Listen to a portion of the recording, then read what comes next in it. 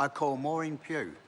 Thank you, Mr Speaker, and it's indeed a great pleasure for me to stand and be speaking tonight on this Children, Young Persons and Their Families Advocacy, Workforce and Age Settings Amendment Bill in its third reading.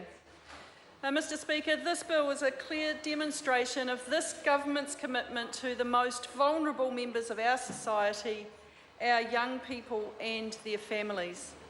It is abundantly clear that more of the same is not sustainable and it is not fair on our young people. And as the member who has just resumed his seat, the status quo is not acceptable, Mr Speaker. So thanks to the work of the Honourable Anne Tolley, this government is embarking on an overhaul of the current system. There are three main objectives in this bill, Mr Speaker, and the first of those is to make the new system child-centred. And this objective was reinforced to the Minister through the Youth Advisory Panel.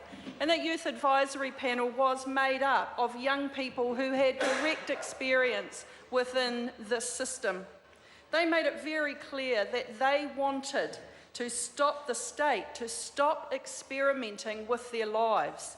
They wanted their first care placement to be the best place for them within a long-term, loving and stable home, wherever and whoever that may be with.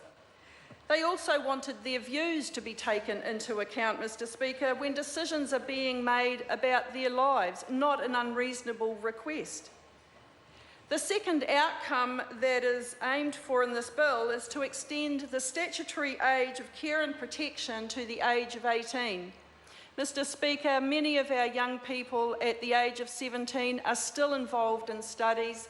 They need the age extension so that they can resume their studies and graduate as they deserve to without being removed from state care.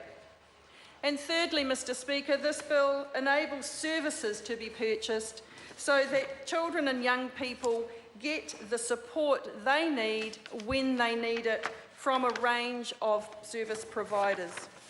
Mr Speaker, there will be further law changes that will supplement this bill, and they will form part of this wide program of transformation. And for that reason, I have great pleasure in commending this bill to the House. Thank you.